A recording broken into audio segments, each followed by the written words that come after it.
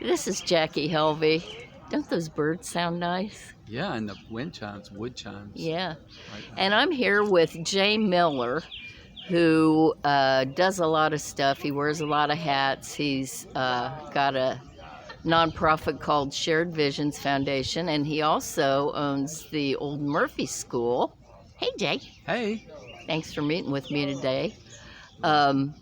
Let's start by you telling folks a little bit about your past and what brought you to where you are now. You know, we were just talking. I'm from Birmingham, Alabama. I'm born in the 50s in Birmingham, Alabama. You know what that means. I mean, a lot of things come to mind, right? Right. So, fascinating to be from Birmingham, something that I was not always proud of, and I have mixed feelings about now, you know. It's a much better situation in Alabama than it was when I was growing up. It was really a trying time. Mm-hmm. I ended up being a history major. That was so fascinating to me. I ended up going to Duke. I guess that's okay to say here in Carrboro, right? Bite your tongue. I went to Duke in 1977, history major. I was going to be a lawyer, and I was interested in, and I'm still interested in civil rights and all things related, civil liberties and so forth. And so I never quite made it to law school, though. I started a little business right out of college. Some people will remember because I had a store in Carrboro. I had 6 stores called Music Loft. Oh, I didn't realize you had that many 6. stores. Yeah, Wilmington. The Wilmington store is still open. Wow. Yeah. So Raleigh. Music Loft, it was right over there on Main Street in Carrboro. And you know, that was a tiny store, and it's a beautiful business now. I'm promoting them now. It's called Twin House Music, Brian McGee's store. Great store. So the store is still there under new ownership and new name now in Carrboro. But Carrboro at that time, wow. So I'll talk about Carrboro just a little bit. That was when Ellie was mayor, and that was sort of the renaissance of Carrboro. Does that make sense? Yeah. I mean, a lot of things artistic started around those times. I'm talking was now that about in the 90s? Mid-80s. Oh, mid-80s. Oh, okay. Yeah, my first store, I was the first tenant of Main Street Partners. Jacques Menage talked to me into starting a store in Carrboro, and he wanted me to be near the Arts Center, which I thought would be great. That had been the art school, and they were starting the new art center. Does anybody going to remember this? This is 1986. Well, I know that my first office downtown was at 118 upstairs, and it was also an arts center location. Right, that was the first location. Right. It was art school. Art school, right. Yeah. And then they went across the street over to the Carmel Mall, and then this is when they came over to where they are right now. Now, of course, we could talk about their new building. It's beautiful. They're upfitting right now. But they're still going to be in the same neighborhood. Well, and you were interim director at the Art Center. I was. For a while, I'll get to that. That was 2011. Well, I guess talking about 2011, really? Yeah. Wow. The retail thing, what happened in a nutshell was a national store, national chain came to me and was interested in a large part of my business, and I ended up selling this Guitar Center.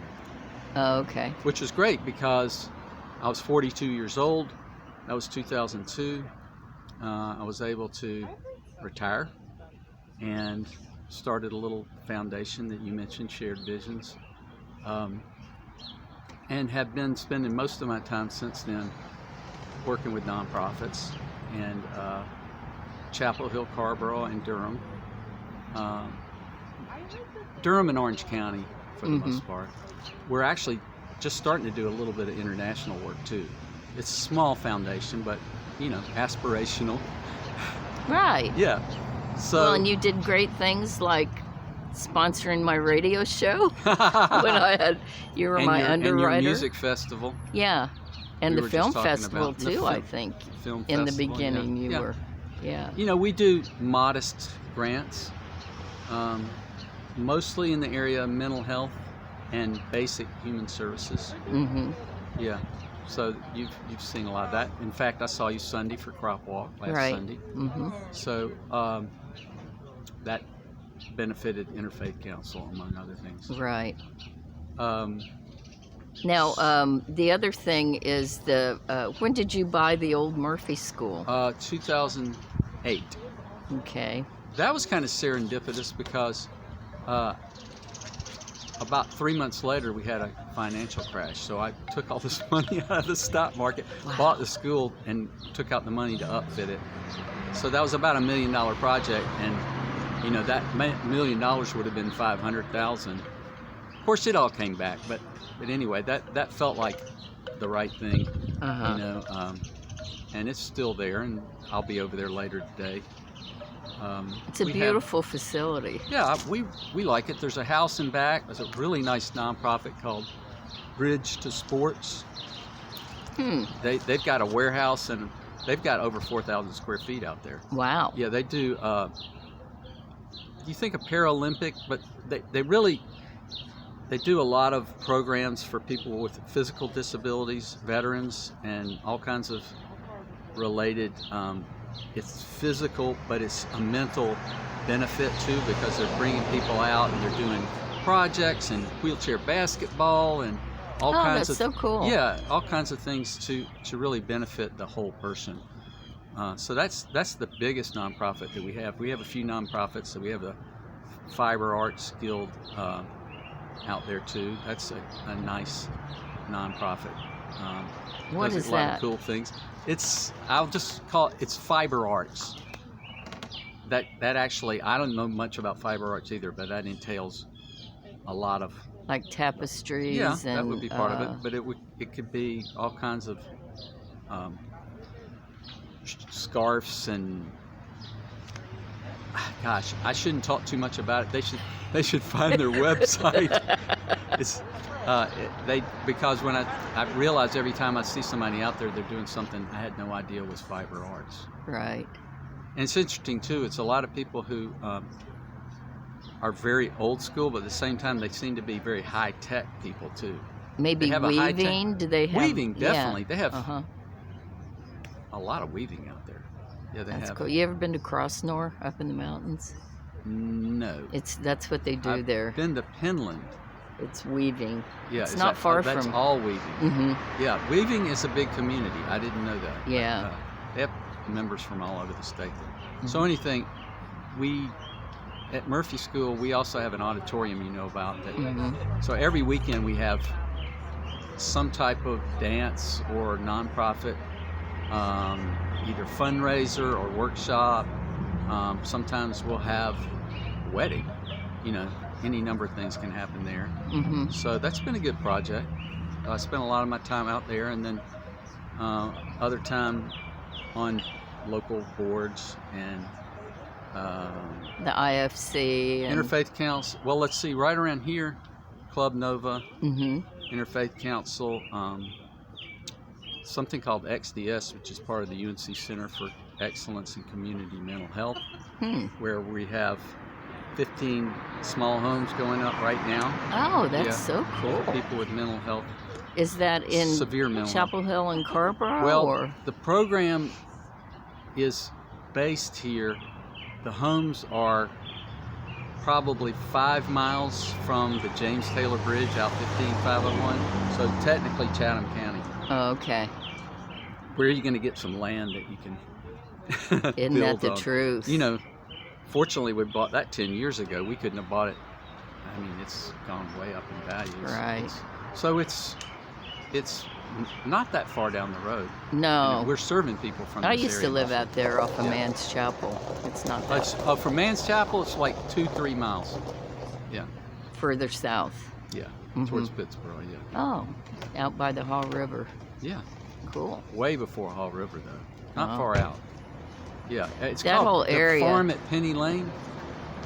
Oh, yeah, I think I've seen a sign Everybody for that, will maybe. know about this Right. before too long, because the homes are about 50% done, and we're going to have a lot of tours, and we think it's going to be a nice model for helping people with severe mental illness have independent living facilities. Oh, and- that's yeah. fantastic. Yeah. Well, you know, every time I drive anywhere around here, but especially down that way, Yeah. there's like a whole It's- nother town out Right, there. you're going to see like there's a new food line and a community college, community, and apartments right there. It's at Taylor Road. Right. Yeah, none of that was there 3 years ago. Yeah. Yeah, it's crazy. Well, water and sewer gets out there, and then you have tons of density. Well, and all that new just that whole area. You're lucky that you bought that land Yeah. when you did, because We got 38 acres. wow, Yeah, you probably Originally. couldn't touch it now. no, no way. With everything that's happening out there.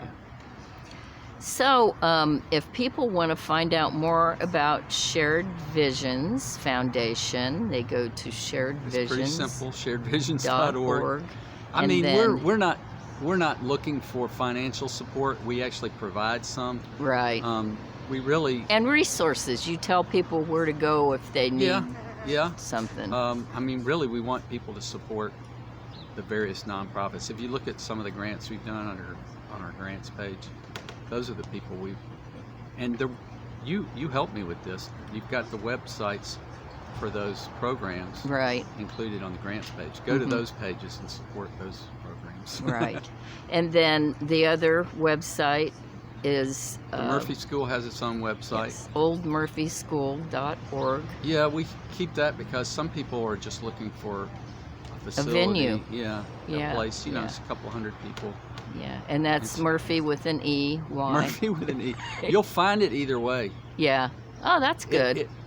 The county dropped the E from the name, which I'm trying to hold on to that because it's named after Archibald DeBow Murphy, who was a 18th century progressive educational, promoted public education and really came up with a lot of ideas that got instituted about 100 years later. And he started the school. Is that right? No, he was a legislator. He has his own really interesting history. He's buried in Hillsborough at that cemetery, the famous cemetery at the Presbyterian Church, where the signer of the Declaration of Independence, Hooper, is. Well, because of his ideas in the 18th century, people 200 years later are recognizing him. Wow. You know what I'm saying?